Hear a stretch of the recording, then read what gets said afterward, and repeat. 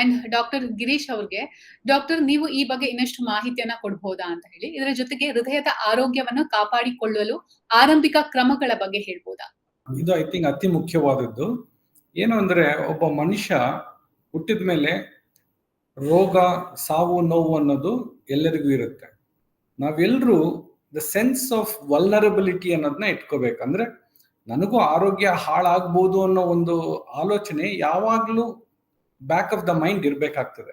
ಯಾಕಂದ್ರೆ ಈಗಿನ ಜನರೇಷನ್ ನಾವು ನೋಡಿದ್ರೆ ಏನ್ ಅನ್ಸುತ್ತೆ ಅಂದ್ರೆ ನಮ್ಗೆ ಯಾರಿಗೂ ಯಾವತ್ತೂ ಯಾವುದೂ ರೋಗ ಬರೋದಿಲ್ಲ, ನಾನು ಏನಾದ್ರೂ ಮಾಡ್ಬೋದು, ಈ ದೇಹನ ಎಷ್ಟಾದ್ರೂ ದಂಡಿಸ್ಬೋದು ಅನ್ನುವಂತ ಒಂದು ಮೈಂಡ್ ಸೆಟ್ ಇಂದ ಕೆಲಸ ಮಾಡ್ತಿರ್ತಾರೆ. ಇದರಿಂದ ದೇಹಕ್ಕೆ ಬಹಳ ಬೇಗ ವಯಸ್ಸಾಗ್ತದೆ. ಎರಡನೇದ್ದು ಈ ರಿಸ್ಕ್ ಫ್ಯಾಕ್ಟರ್ಸ್ ಅನ್ನುವಂಥವು ಬೇಗ ಬೇಗ ಸೇರ್ಕೊಳ್ತಾ ಹೋಗುತ್ತೆ. ಸ್ಟ್ರೆಸ್ ನಿಂದಾಗಿ, ಸರಿಯಾಗಿ ನಿದ್ದೆ ಮಾಡದೇ ಇರೋದ್ರಿಂದಾಗಿ, ಓವರ್ ಆಂಬಿಷಿಯಸ್ ನಿಂದಾಗಿ, ಸರಿಯಾದ ಆಹಾರ ಸೇವನೆ ಮಾಡದೇ ಇರೋದ್ರಿಂದಾಗಿ, ಈ ನಮ್ಮ ರಿಸ್ಕ್ ಫ್ಯಾಕ್ಟರ್ಸ್ ನ ಟೈಮ್ಲಿ ಟೆಸ್ಟ್ ಮಾಡ್ಕೊಳ್ದೆ ಇರೋದ್ರಿಂದ, ಅಂದ್ರೆ ತಮ್ಮ BP ಚೆಕ್ ಮಾಡದೇ ಇರೋದ್ರಿಂದ, ಶುಗರು, ಕೊಲೆಸ್ಟ್ರಾಲ್ ಪಿರಿಯಾಡಿಕಲಿ ನೋಡ್ಕೊಳ್ದೆ ಇರೋದ್ರಿಂದ ಸಡನ್ ಆಗಿ ಹಾರ್ಟ್ ಅಟ್ಯಾಕ್ ಆಗುವಂತ ರಿಸ್ಕ್ಗಳು ಜಾಸ್ತಿ ಆಗ್ತಾ ಹೋಗ್ತದೆ.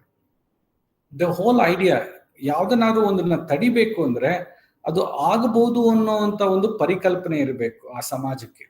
ನಮ್ಮ ಸೊಸೈಟಿಲಿ ಅದು ಬಹಳ ಕಡಿಮೆ ಇದೆ ಅಟ್ ದಿಸ್ ಪಾಯಿಂಟ್.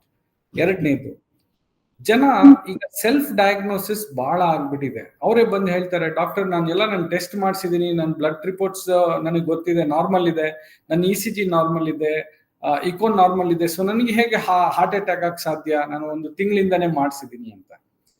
ಯಾವುದೇ ಒಂದು ಪರೀಕ್ಷೆ ಮಾಡಿದಾಗ ಆ ಪರೀಕ್ಷೆಗೆ ಪ್ರೀ ಟೆಸ್ಟ್ ಪ್ರಾಬಬಿಲಿಟಿ ಅಂತ ಇರುತ್ತೆ. ಅಂದ್ರೆ ಈ ರೋಗ ಬಂದವರಿಗೆ ಈ ಪರೀಕ್ಷೆ ಮಾಡಿದ್ರೆ ಆ ರೋಗ ಕಂಡು ಹಿಡಿಯುವಂತಹ ಸಾಧ್ಯತೆ ಎಷ್ಟಿದೆ ಅಂತ ಆ ಪರೀಕ್ಷೆಗೆ ಹೇಳುವಂತ ಶಕ್ತಿ ಇರುತ್ತೆ. ಎಷ್ಟೋ ಜನಕ್ಕೆ ಹಾರ್ಟ್ ಅಟ್ಯಾಕ್ ಆದಾಗ ಮೊದಲನೇ ECG, ಇಕೋ ನಾರ್ಮಲ್ ಆಗಿರುತ್ತೆ. ಅದು ಅಬ್ನಾರ್ಮಲ್ ಆಗ್ಬೇಕು ಅಂದ್ರೆ ಸ್ವಲ್ಪ ಸಮಯ ಹಿಡಿಯುತ್ತೆ. ಹಾಗಾಗಿ ಯಾರೋ ತಾವೇ ಮಾಡಿಸಿರೋ ECG ಇಂದ ಹಾರ್ಟ್ ತೊಂದರೆ ಇಲ್ಲ ಅನ್ನುವಂತ ಕನ್ಕ್ಲೂಷನ್ಗೆ ಬರಬಾರ್ದು. What is apart from this most important is, doctor Deepak ಅವ್ರು ಹೇಳ್ದಂಗೆ ಹೇಗೆ ರಿಸ್ಕ್ ಫ್ಯಾಕ್ಟರ್ಸ್ ಜಾಸ್ತಿ ಆಗ್ತಾ ಹೋಗ್ತದೋ, ಹೃದಯಘಾತ ಅಥವಾ ಪ್ಯಾರಾಲಿಸಿಸ್ ಅಥವಾ ಬೇರೆ ಸಡನ್ ರೋಗ ಬರುವಂತ ಚಾನ್ಸಸ್ ಜಾಸ್ತಿ ಆಗ್ತದೆ. ಅವರಿಗೆ they need a closer monitoring by a professional, not self or not some random person. ಈಗ ಯಾರಿಗೆ ಒಂದು ರೋಗದ ತಿಳುವಳಿಕೆ ಜಾಸ್ತಿ ಇರ್ತದೋ ಅವ್ರನ್ನ ಮೀಟ್ ಮಾಡ್ಬೇಕು. ಅದಕ್ಕೆ ಸ್ಪೆಷಲಿಸ್ಟ್ ಕನ್ಸಲ್ಟೇಷನ್ಸ್ ಅಂತ ಹೇಳಿರ್ತೀವಿ.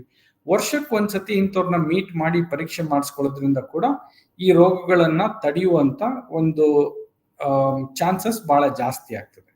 ಎರಡನೇದು, ಸ್ಪೆಸಿಫಿಕ್ ಟೆಸ್ಟ್. ಈಗ ಸೈನ್ಸ್ ಬಹಳ ಮುಂದುವರೆದಿದೆ. ನಮಗೆ ಮುಂದೆ ಹಾರ್ಟ್ ಅಟ್ಯಾಕ್ ಆಗುತ್ತೋ ಇಲ್ವೋ ಅಂತ ಪ್ರೆಡಿಕ್ಟ್ ಮಾಡುವಂತಹ ಕ್ಯಾಲ್ಕುಲೇಟರ್ಸು ಇದೆ, ಟೆಸ್ಟ್ಸು ಇದೆ. There is something called ACVD risk calculator ಅಂತ. ಈಗ ನಾವು ನನ್ನ ಏಜು, ನನ್ನ ಬ್ಲಡ್ ಪ್ರೆಷರು, ನನ್ನ ಶುಗರ್ ವ್ಯಾಲ್ಯೂ, ಕೊಲೆಸ್ಟ್ರಾಲು ಮತ್ತೆ ನನ್ನ ದೇಹದ ತೂಕ, ಹೈಟ್ ಹಾಕಿದ್ರೆ ನನಗೆ ಮುಂದಿನ 10 ವರ್ಷದಲ್ಲಿ ಹಾರ್ಟ್ ಅಟ್ಯಾಕ್ ಆಗುವಂತ ರಿಸ್ಕ್ ಎಷ್ಟಿದೆ ಅಂತ ಆ ಕ್ಯಾಲ್ಕುಲೇಟರ್ ಹೇಳುತ್ತೆ. ಅದು ಇಂಟರ್ನೆಟ್ ಅಲ್ಲಿ ಎಲ್ರಿಗೂ ಅವೈಲೇಬಲ್ ಇದೆ. ಎರಡನೇದಾಗಿ, there is a test called CT angiogram ಅಂತ ಹೇಳ್ತೀವಿ. ಅದು ಅತಿ ಸಣ್ಣ ಬ್ಲಾಕ್ ಇದ್ರೂ ಕೂಡ ಕಂಡು ಹಿಡಿದು ಅವರಿಗೆ ತಮ್ಮ ಲೈಫ್ ಸ್ಟೈಲ್ ನ ಚೇಂಜ್ ಮಾಡುವಂತ, ಎನ್ಕರೇಜ್ ಮಾಡುವಂತಹ ಶಕ್ತಿ ಇರುತ್ತೆ. ಬ್ಲಾಕೇಜಸ್ ಏನಾದ್ರು ಜಾಸ್ತಿ ಇದ್ರೆ ತಕ್ಷಣ ತಿಳಿದು ಅದನ್ನ ಕ್ಲಿಯರ್ ಮಾಡುವಂತಹ, ಅಡ್ವೈಸ್ ಕೊಡುವಂತ ಕೇಪಬಿಲಿಟಿ ಇರುತ್ತೆ. ಸೊ ಸ್ಪೆಷಲಿಸ್ಟ್ ನ ಕಂಡು ಹಿಡ್ಕೊಂಡು how to prevent the very first heart attack ಅನ್ನೋದನ್ನ ತಿಳ್ಕೊಳ್ಳೋದು ಅತಿ ಮುಖ್ಯ. ಓಕೆ ಡಾಕ್ಟರ್, ನೀವು ಹೇಳಿದ ಹಾಗೆ ಅಂದ್ರೆ ನಮ್ಮನ್ನ ಫಸ್ಟ್ ನಾವು ಎಜುಕೇಟ್ ಮಾಡ್ಕೊಳ್ಬೇಕು, ಅದರ ಜೊತೆಗೆ ಇತರರನ್ನು ಕೂಡ ಎಜುಕೇಟ್ ಮಾಡ್ಬೇಕು ಈ ಒಂದು ವಿಚಾರದಲ್ಲಿ. So thank you doctor.